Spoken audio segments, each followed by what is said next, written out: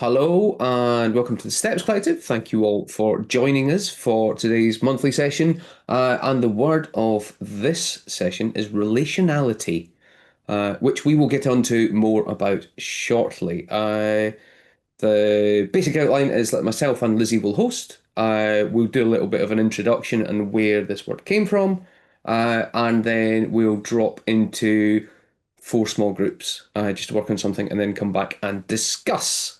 But as always with Steps Collective, we are going to start. Well, we don't always start with the words, but this time we'll be starting with the words. Lizzie, over to you.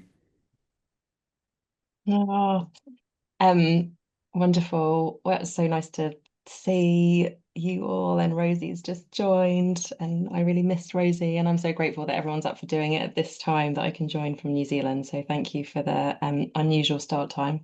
For those of you who don't know, when we, as stewards of the Steps Collective, were thinking about what defines this space versus other spaces, we wrote some words down just to kind of provide some context, and all of the things that we do have quite diverse formats, but these words not necessarily the exact ones because they shift over time.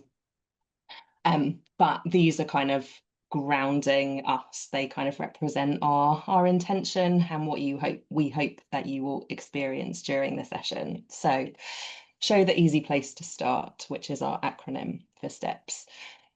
As we navigate these transitional times and traverse the emerging regenerative territory, we commonly find that there is not always an obvious path to follow. With many questions to navigate, yet no single answer to guide us, we look for the footprints of others to consider where we might take our next steps. However, even the most experienced travelers in these spaces would admit that they're continually finding their way, unsure of what is around the next bend or over the next peak. This is an ongoing dance with uncertainty, switching between action and inspiration, acting before we think too much and thinking before we go too far. So, although taking the first step or the next step can often feel like the hardest, know that you're not walking alone. Whether or not your own trail will become a valuable path for others doesn't matter. We help each other towards a regenerative tomorrow, not as experts, but as parents, neighbours, colleagues, and citizens. Over to you, John. Brilliant, thank you. I am going to drop a Miro board into the chat. I would invite you all to click on that if you can, or if you wish, but I will share screen in a minute as well. Um, the as I say, we're going to sort of look have a quick bundle through a relational set of ideas connected to relationality. I will discuss that as a group, and then we'll break into four separate groups. If I share screen, I can go to Miro. Da, da, da. So, said the cat in the hat. So, relationality is a word that I bumped into thanks to the Escobar, Osterwile, and Sharma book last year. And it was just this, I've had this ongoing kind of sense that in the contexts in which I operate, and a lot of us operate, I think, whenever people talk about systems, we start talking about maps and levers, and it's very mechanical and very, you must map the entire thing to be able to see the thing. But there's something for me interesting in the relationality thing, which speaks back to, and I've bored some of you with this before, but the Bruno Latour thing about things, the word things is like the etymological root of it in the old German as being ding, an assembly, a gathering. So whenever I use the word thing nowadays, I'm going, well, a thing is a complex assembly of contradictory issues. The Steps Collective is a thing. It's a complex assembly of contradictory issues. Everything that you think about as a thing is we are not using this language because we are being imprecise. We are using this language because we're being precise about how complex it is. So, um, when I was at the World Design Congress with others in this room, perhaps as well, um, I realized that the word systems, which I'm kind of like for the argument of today, I'm almost like using the systemic word as the opposite of the relational word. I know that is not necessarily true, but it gives us a positioning thing. So if you just sort of like listen to a lot of the talks at the World Design Congress, you could easily fall into the idea that sort of like systems was the word of today. This was like taking the kind of like the partly staid, partly pioneering institute that is both the Design Council and the World Design Organization, and goes like, oh, everyone's moving a bit more systemic.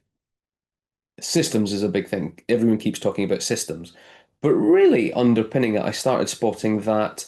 Okay, the word here is relationality. So Justin McGurk in his little summation in the morning of day one touched on it most, but it was sort of like it popped up in lots of other things during the day. And I thought, okay, so this is actually sort of like what are the differences here? Why is relationality important, and why is thinking about in the kind of like the assemblage and all the connections between and how these things keep moving? Why might this be important for regenerative practices in steps? So, and this board will stay open. You can go back and read all these things and so on. I think Lizzie and I started thinking, okay, so how are we going to set up this session? And it was like, well, there's stuff in Helgoland, which is Carlo Rovelli's description of Heisenberg's discovery of quantum physics, or at least exploration of it. And it just talked about sort of like right down at the atomical level. Physics is now going sort of like everything is just relational. Everything is defined by what it is connected to. The relationality book talks about that as well, but more leaning into sort of like people and go, look, we are just this bundle of connections as well. And then one of my favorite books of the last 10 years is Kelly Stilling's Medium Design, where she talks about the job being to sort of like to understand this relational network, the disposition of a thing, and sort of like the job is therefore to engage, unwind, infect, hijack, or rewire an arrangement. It's not so much about being exhaustive in the mapping and the describing of the system. It's much more action orientated and what we should be doing as a result. Lizzie.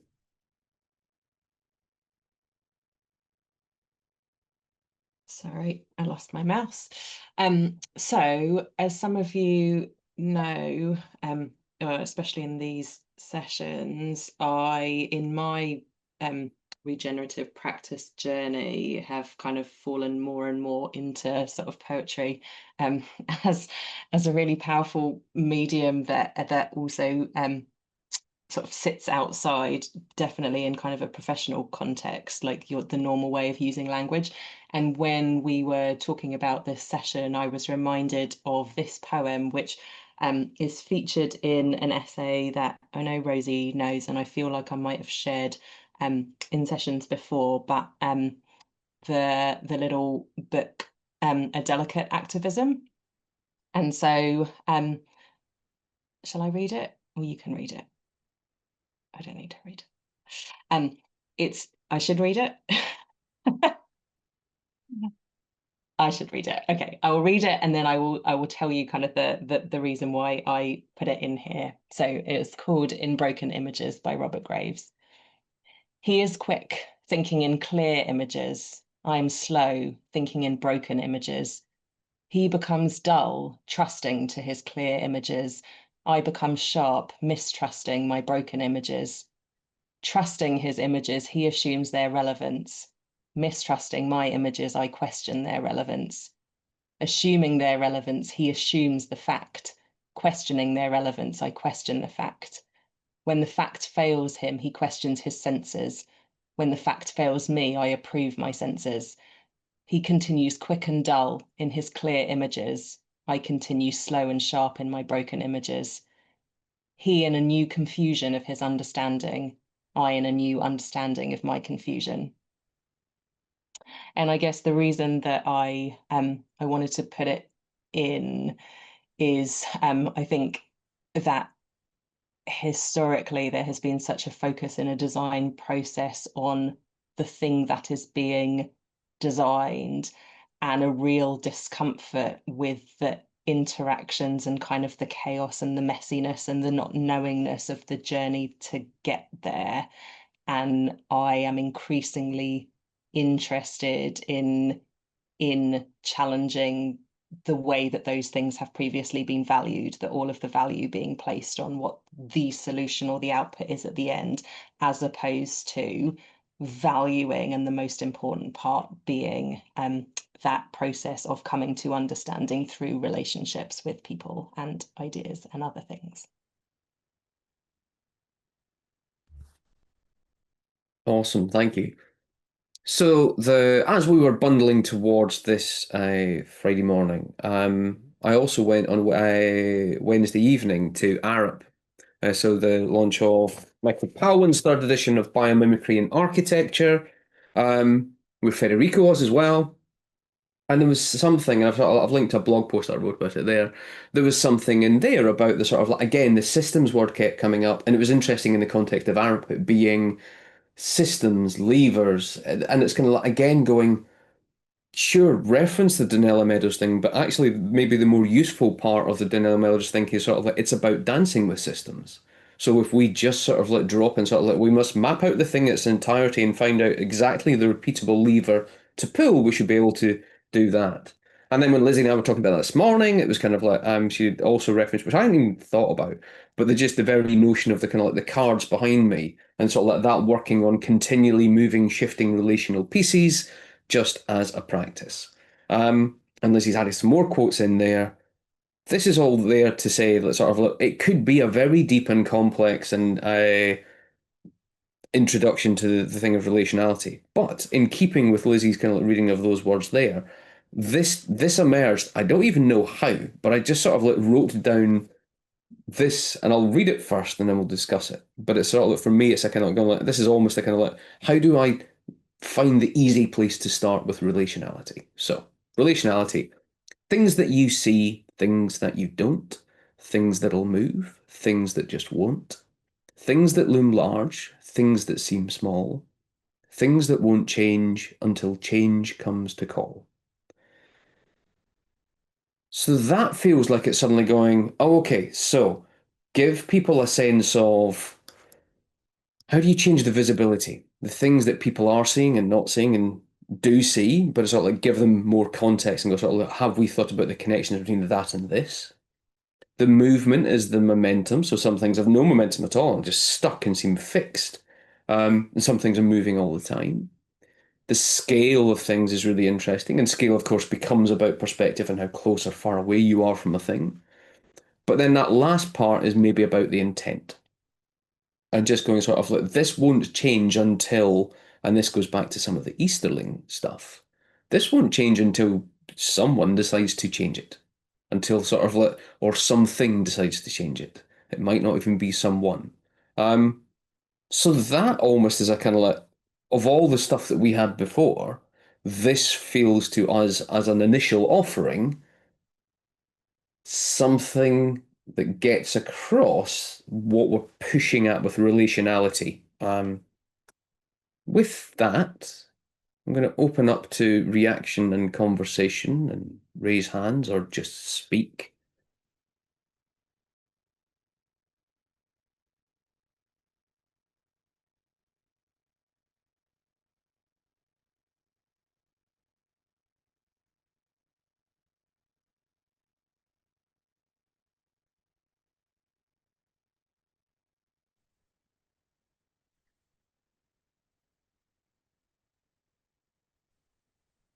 I can jump in. Um, I I guess I was just thinking, like, and maybe this isn't a direct response to what you've shared, but when I think of relationality and systems thinking, and this might be a really obvious point, but I kind of think of systems as being made up of parts and then each of the parts having relationships to one another. So in a sense, like where our focus has been on the parts and the thing and the mechanical nature of them, it's almost like just a shift in looking at kind of the flow between the parts or the relations literally between the parts. And maybe that's in itself quite a mechanical way of looking at it. And in a way, kind of moving more into a poetic way of looking at it is kind of takes another step. But yeah, just to share that, that's kind of where I begin thinking on relationality, it's kind of that visual image of almost like all these parts with relationships to one another, and then, but I also just find it an incredibly complex topic. So really welcoming this discussion. It's that's super interesting because it is. You're right. It's the kind of it's less of the objects drawn and more of the lines and the dashes and the things between. Um, and I think the sort of and for me and Lizzie as we're discussing this and others I know, it's kind of like that idea of a lot of the in its broadest the design space is about sort of like this precise drawing of the thing and the sort of and so that's also something that came up in the World Design Congress was you ask designers to make a systems map and they will make a beautiful map. It will be stunning, but that's not the point. But the more that we make it the point, the more that we kind of like we look at these perfectly drawn images of sort of like, look, here's the system, then the more we're missing the point that it is the lines and the movement and the change. Federico. Yes, hi. Well, first, thank you for inviting me. This is absolutely fascinating. We just bumped into each other at that Arup event. The topic is of extreme interest to me. I've read Helgoland a few years ago, and I was completely, blown away. Actually, so you wouldn't do it a favor to sort of position it as just a story of the sort of quantum physics beginnings, because it is a profoundly philosophical book, and I found that the idea of relationality, which I never called that actually, but has been really present since. And I think the way I sort of interpret it, and I really like the way you connected it to sort of systems thinking. But the way I think of it also is very kind of human based. So in terms of like identity focused, so like we have been used, and I think part of the modern mindset is to think of people as individuals, and as an individual you have a history and you start from a point and you keep developing and change, but the reality is that I think our identities are very profoundly shaped by the relations we have and by the people that we spend time with, the people we meet, and it keeps changing because we keep changing those type of relationships. So yeah, I'm very intrigued to discover the Steps Collective. I'm very intrigued to meet you all, and I look forward to a good discussion. Thank you. Jenny, you're dropping things in the comments. Do you want to come in? John, have you gone invisible? Is that intentional or Oh, no, yeah? no, I don't know how I did that. It was a great headshot, though. You look very great. It was just in response to what Federico was saying there. The kind of the word Ubuntu sort of popped into my mind. That sort of that I am because you are. So that sort of that we can't exist as individuals. That just felt important. And then the previous thing that I kind of popped in the chat was something around the role of design and systems feel at odds. And so I think kind of my journey sort of in terms of my work, the more I moved into systems work, the less I felt able to call it design and to think of myself as a designer in that system. And there's kind of, I think it's because that understanding that systems aren't the product of one, or changes to a system aren't the product of kind of one intervention, but instead a kind of moving set of parts, which is where the kind of relationality comes in. So it's kind of more about hosting, shaping, and so levers do become, I think it's the wrong language because it is mechanistic, but the sort of Meadows suite of levers that you've got is something that you can sort of do together and kind of collaboratively. But it doesn't feel like it's a designer saying, yes, it should all be like this. And so I can make this change. I can do one intervention because it'll change everything else. You've made me wonder if if there's something in all types of sort of like designer or engineer relationship where they sort of let you go, okay, I have to at some stage convey that this is the thing we're going to do and this is the effect it's going to have. So the more solid I am about that, the more that we can at least agree to progress in this way. Lizzie H. So I was going to come in on that because the word design for me in the moment, I don't like it. And it's like, it's more about holding space and holding like a field for something to happen, but you don't know what it's going to be. And I was, with my engineer head on, I'm like, I don't know if anyone's familiar with like TRIZ innovation system. It's like a very old thing, but in that they talk about things from going from solid to gas to fields.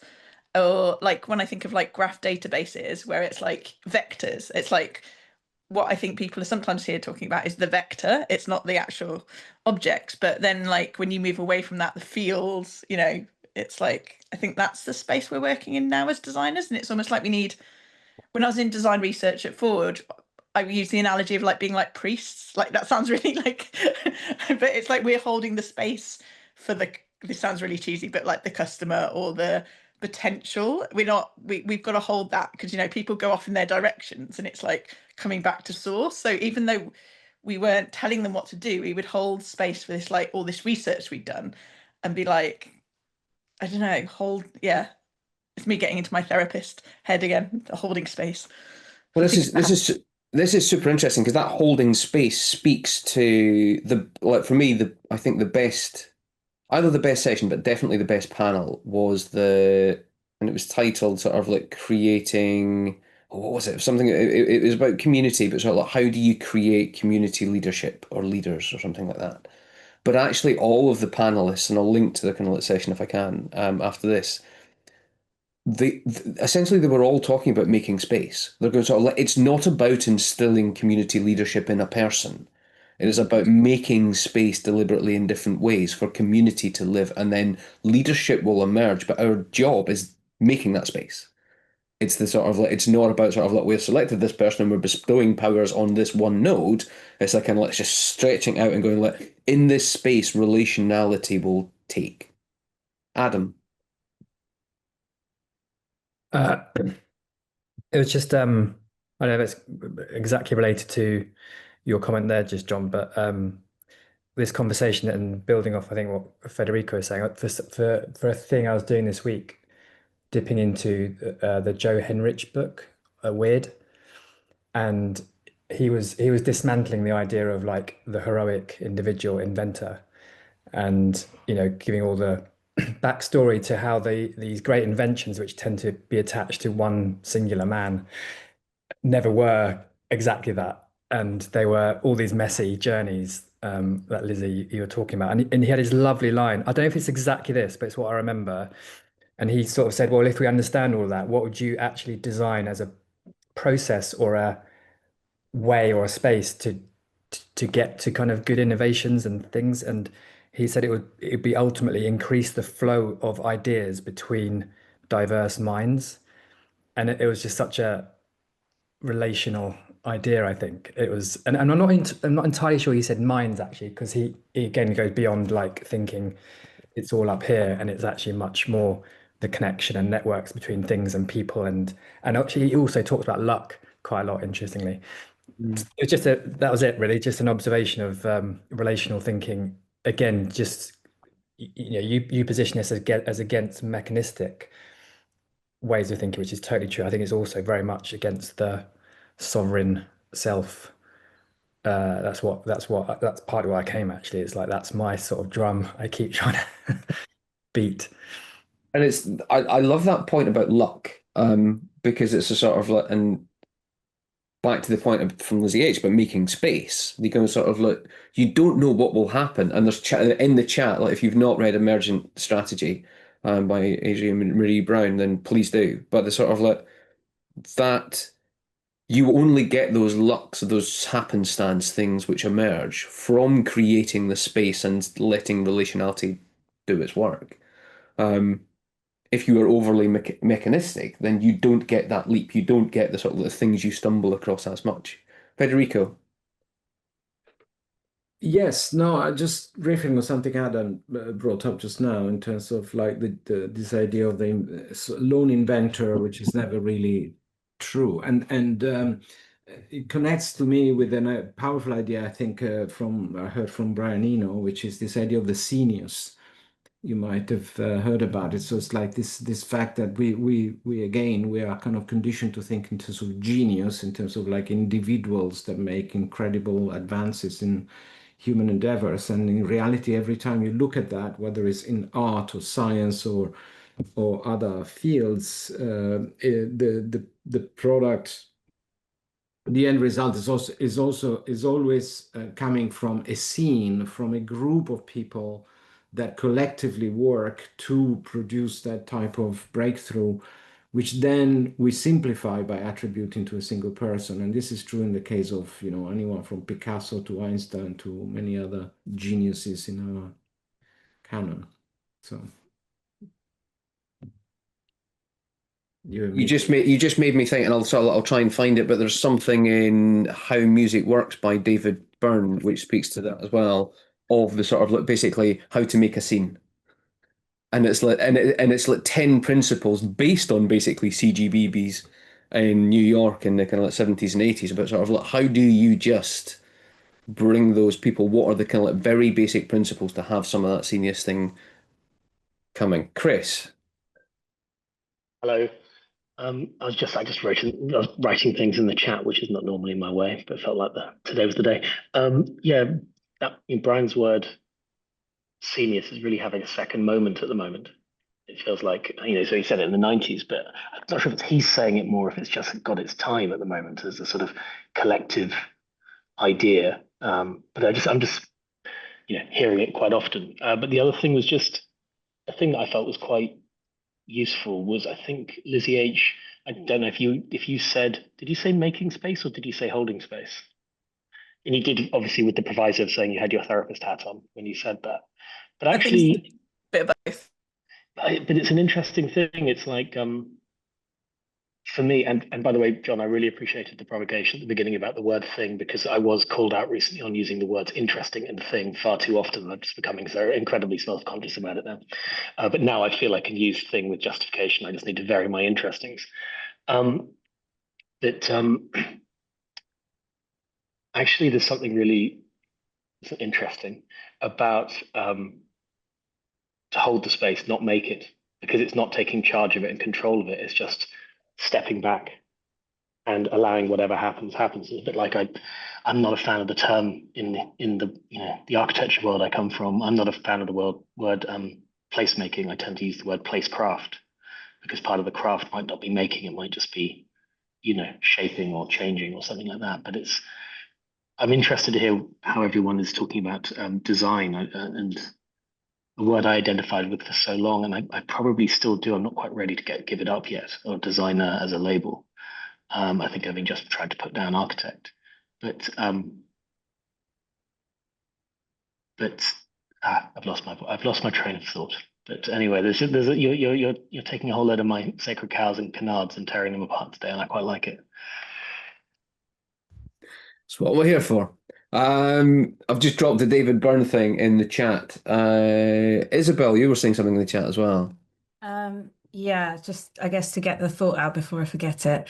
Hi everyone. So the seniors thing is having a moment again, and I'm just wondering, in a world where everything is, where everybody's in their own echo chamber, how do we not go back into scenes becoming cliques? Because that is kind of how scenes emerged, as cliques, and that seems like anti-relationality to me. And then we obviously do have something like service design, which bridges systems thinking and user-centered design. And I'm like, where does that sit? That's just an open question to all the designers in the room. Where does that sit for you? So to go back to on the user-centered design specifically, to go back to the Arab thing that Federico and I were at, and I think Lauren's here as Bamboo. So there was mention in that about design and being too user-centric or human-centric, and that's why we have to do the interplay between the environmental more and the economic and thinking bigger. But for me, discounting user-centered design because we've been too human in the past is also a way of setting us aside from nature. Mm-hmm. Whereas we're just part of nature. so therefore, actually, sort of like you have to in a regenerative space do the social regeneration, economic regeneration, as well as environmental regeneration all together. So is it persona centered design? Because like a plant can be a persona, and like so can your hamster. It's the sort of I think it's the kind of like it's almost like I wonder if it's more back to the previous point about the lines and the relations that Rosie was talking about. It's just a sense of sort of like maybe we don't have to concentrate too much on the nodes. We just have to kind of like constantly be thinking about the full gamut of everything that is connected and that which we will not see and we don't consider enough. So I've actually linked to, and this was in the More Than Human exhibition from it's a talk by Alan Watts, which was used in a video game, but it's sort of like so the YouTube video is on there as well. But within it, I won't play it, but he talks about sort of like, okay, so in short, even the smallest gnat is fundamental to the entire universe as it exists. So if you start if you start leaning into that, you go, everything matters, everything is part of this complex assembly of contradictory issues, and therefore it's impossible to map, and it's almost like we shouldn't try. But therefore, you go sort of like, so maybe we're sort of like working in the wrong way to even think about, oh, we're not designing personas for enough things. Maybe we just shouldn't be designing personas at all. Maybe that's the wrong way to go about things. Just because we had a set of tools that worked through the late 20th century and into the 21st, doesn't mean we can't just like drop them and say this is not the way to go about things.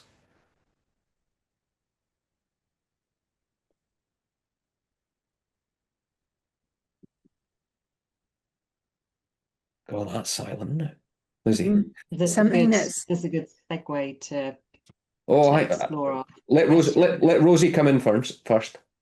Oh, sorry. I was just thinking something that's coming up for me as well about this kind of things and persona question is, and maybe this comes from kind of my more biologist background, but one of the things I loved when I was doing my undergraduate degree was like really getting into the weeds of like the genetics and the cells and like learning about things like mitochondria. And there's a theory called like the endosymbiont theory, where basically our mitochondria, which are these like powerhouses within our cells that produce all of the energy in our bodies, are basically bacteria that at some point in evolution we've engulfed. And I guess what this means to me is it's about this like breakdown of boundaries between individuals. So whereas we've traditionally thought about individuals and things as separate, actually when you start looking into the genetics, into the cellular levels, the different levels, it's just completely blurs the boundaries. And so you start wondering whether it's even the right way to think about it. Like, what should we be thinking about these sort of pieces of furniture in a room, i.e., we're all sort of pieces of furniture on a plane, or should we really be thinking about this like dynamic web? And actually, are we really even individuals, or are we more those relationships in between? And you can kind of look at that on a physical level as well, because at this molecular scale, actually, we all blur. And there's this constant kind of movement of cells and particles and atoms, like where you started, John, with your atoms and relationality as well. So maybe it's taking it too abstract. You can get very philosophical. The word was endosymbiont, and there's an amazing woman called Lynn Margulis who won the Nobel Prize for it. That description, Rosie, sort of like brings me, I mean, straight back to the kind of like the sense of the dance and Danella Meadows' work. An interesting, and I'll drop in a link to this afterwards in chat. When she talks about the dancing with systems thing, she does then she says here are 10 principles for it. I think it's 10, but then talks about how she was initially seduced by the systems and the mechanistic and all of that sort of stuff through the 60s and 70s as well. So it's a kind of like, I think even if dance isn't your word, that endless sense of kind of like motion and to and fro and the kind of like the moving of things. And this is like I had like when I drew the kind of like the initial cards of relationality, which is now gone somewhere. and just like drawing continual kind of like moving spheres and whatever else and so on. I was like, there's no point even trying to picture it or animate it or sort of like, because we're falling into the same traps again. Like I could quite happily sit and sit with an AI image generator. So like, can you make me an image of this thing or whatever else and so on? But actually, what would be more important, my words describing it to the thing rather than the thing that is produced in the end. Lizzie H. What I'm thinking about is feelings, because everyone's using the words thinking, we're thinking about this, we're thinking about that. And it's like the relationality is dropping into how you feel. Like doing massage, I can read people with my hands, and it sounds weird, but it's like helping people to tune into those senses. Because like a lot of stuff we do, when people are doing projects and they get burnt out, you're like, that project shouldn't be happening. I think that it's like, and was it the International Design Conference? Is that what it's called that you went to? World Design Conference, yeah, Congress. Congress. So me and my old boss were talking about that, and we were just like, I don't want to go because it puts people on a pedestals. And actually, right now, what we need is like why does someone who's worked at Google have some sort of platform when it's like they're the ones who are fucking up the world? Do you know what I mean? Why I couldn't give a shit about your views, frankly, because it's like no, he might be a cool guy, but like it's actually about how everyone thinks, and it's like the quieter voices in the room, and the ones that aren't on the pedestal like that. It's like I'm interested in that and just throwing it out there. But if anyone's ever not come across my brain's gone. Nora Bates and Warm Data. It's a really lovely way of like exploring ideas that like I would have much more loved something like that, where all these people came together, because it's that community coming together, but not having a hierarchy that I think is important. Anyway, finish there. Yeah, the Nora Bates and stuff is brilliant. And actually, sort of like, so it was funnily part of the thing that I hadn't even put on the board, but I did think about a while ago, was sort of like Dave Snowden and Nora Bateson did a talk together, just describing some of the things that. And I think Dave's position is more sort of like complexity. The systems is not complexity, and the two are kind of like often thrown into the same terms and go sort of like, we've got to do systems thinking because we've got to sort of like to be able to work through the complexity. And Dave's lovely and very grumpy, and visibly so. But that sort of like that, he's going to sort of like the systems approach is not the complexity science. These are two different things, and that leading back into the feeling stuff is very much about the kind of like Cynefin complex space to sort of like do a test, probe, see what comes back, and then sort of like use all your senses, use everything that's coming back. So it's not just the quantitative data, but it's a kind of like, how is this making us feel? What are we seeing? What are we feeling? What are we hearing? All of these different things are super important as individual, team, group, organizational antenna. There's also something nice about this in the. Has anybody read what's the Ed Yong book about this kind of like sensory animals? Anyone? I'll put it in chat. I'll find it in a minute. Someone else talking, I'll find the book. But again, it's about sort of like learning from animals. I don't know, but I like Rupert Sheldrake's work. I'm just throwing that out there. It's the same sort of like, yeah.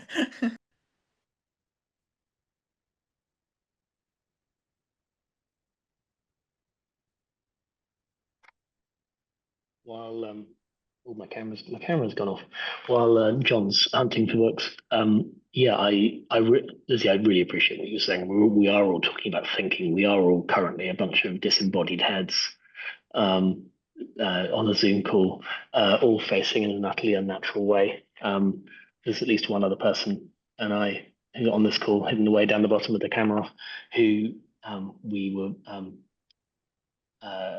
spent some time with Ian McGilchrist a couple of weeks ago, and amongst all the things that came up, one of the ones is the fact that which side of our brain recognizes other life, and which side of our brain recognizes a face on a Zoom call.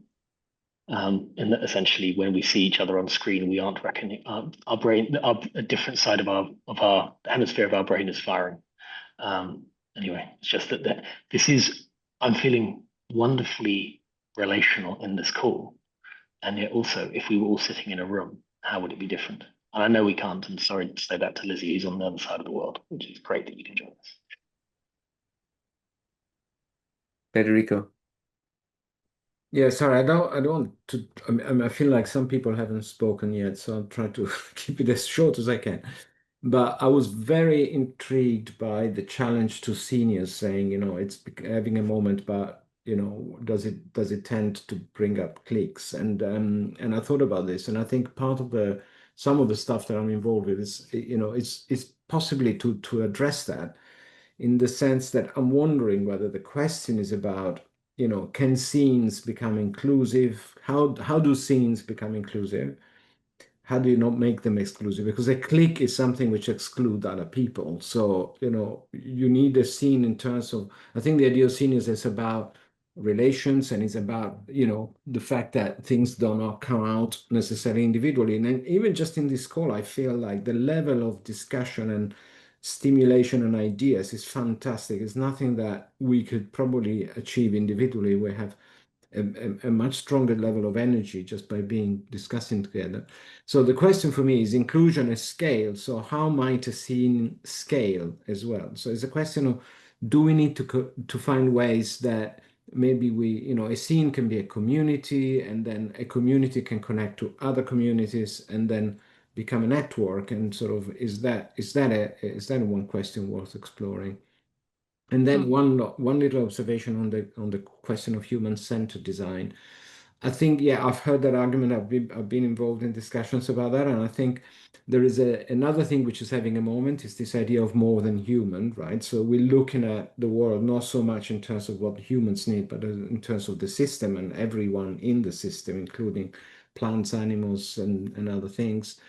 And so is it a question of being relation-centered rather than human-centered, or is it not necessarily animal-centered, but it's about the relations that need to be at the center of our thinking?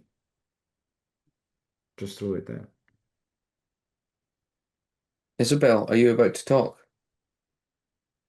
Don't have to. I thought that was a really good reflection. Yeah. Maybe it is more about relation-centered, but we also just need to help people we still live in an incredibly ableist world that is very difficult to navigate, whatever kind of species you are. So I think that it's very good to lift the conversation higher into like interconnectedness and relatedness. But we also just need to be mindful of people who can't get around the city in the wheelchair or whatever. I don't know. It's like bringing it back down. And on the reflection about scenes, I was wondering if a scene can ever be created, or if it's necessarily organic. Like, how much agency do we have over scenes? Do they emerge, and can we only sort of foster them and nourish them, or can we create scenes out of So nothing? this makes me think of, I'll try and dig out the reference, but there was an article recently about the sort of like so if we go to sort of like a well-functioning community scene, whatever else is, maybe back to the Latour thing, the complex assembly of contradictory issues. It's big, it's deep, it's complex. There's lots of different people doing a thing. This pointed out that sort of like no one can design one. All that ever happens is it starts as small things and then grows into something complex. No one has successfully ever sat down and from scratch designed a big complex entity. Because it's sort of like because you can because of all the different pieces at play and so on. And that brings us back to maybe sort of like some of the stuff that Lizzie and I were talking about at the beginning, about sort of like being more, thank you, Kyle, being more action orientated, of just doing something. What's the kind of like, and maybe to the Easterling point, what's the thing that I can do to infect, rewire? Like I can get a sense of, she uses this lovely word, disposition. You look at a space or a word and you go, that has a disposition. What can I do? What little change can I make to just kind of like shift that disposition a bit? Just to do enough. And I think that sort of like, if we sat and go, like, how do we design a scene around this, or how do we design this? You'd fall down, but look, how would you just kind of like make space for people to step up and go, oh, I think I can do that. If this is what it takes, then I can do that. This feels small and achievable and low. Lizzie, yes. I was just reminded, I don't know if Lizzie H remembers our former colleague Nick Howell, who used to always kind of approach like strategist and would always kind of reference Viktor Frankl's stimulus and response. So the notion, like in every moment there is some sort of stimulus in which you get to choose your response. And I think for me, in the context of regenerative practice, there's something about the answering a question in order to uncover the next question. And I think I am increasingly skeptical of anything that feels like a big ambition or the big vision that is going to be built and implemented, which for me often feels like something that is going to be imposed in a way that is necessarily going to create exclusion, hierarchy, a whole bunch of unintended consequences. And so I think for me, some of that again was like what was in that poem of like the starting with from a position of humility, and maybe that's why even kind of the origins of this community with the what is the easy place to start with the what is the one thing, and the one thing that probably doesn't require an insane amount of investment or even necessarily permission, but it is the one thing that leads to the next thing. And I think because of the situation that I think Nina, you put it in the chat, the sort of comment about, you know, measurement and KPIs and what's valued. And so we're sort of in this situation where all of the incentives are to do work which is at best not useful and at worst actively harmful. And so kind of the how do we do the small things that lead to the big things, but in each moment going back to the what am I responding to, what are the things that I care about, what is the best response given the restraints, which feels like a different sort of process to go through. What if the one thing is basically what if, like, and this is highly circular and, you know, slightly tongue in cheek, but what if the one thing is just one thing? You go, the one thing you can do is one thing. Just do one thing.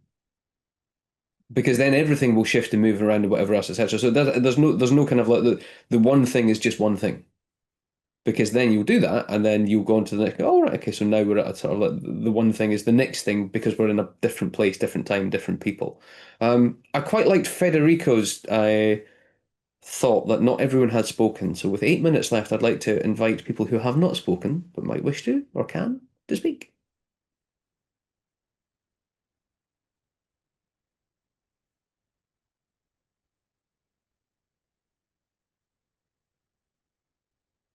I'll just quickly say hi, Hardeep. Nice to see you.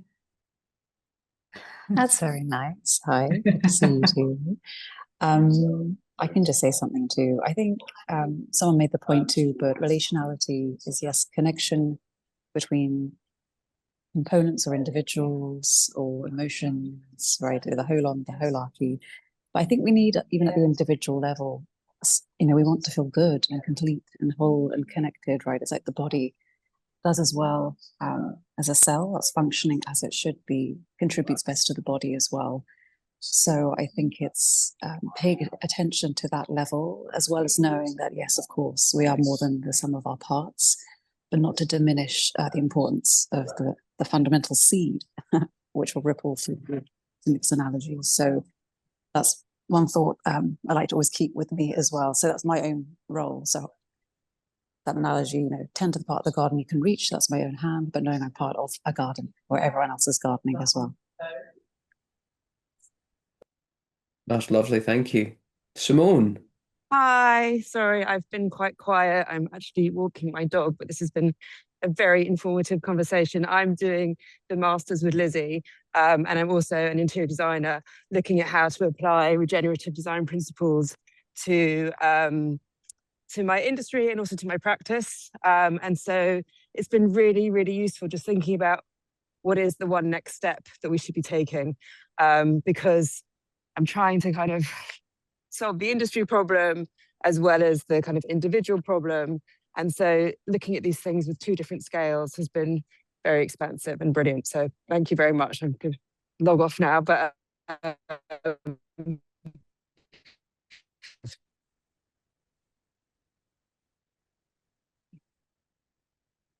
She's frozen in a smile, which is I could see. Oh, she's there. Yeah. Thank you, Simone.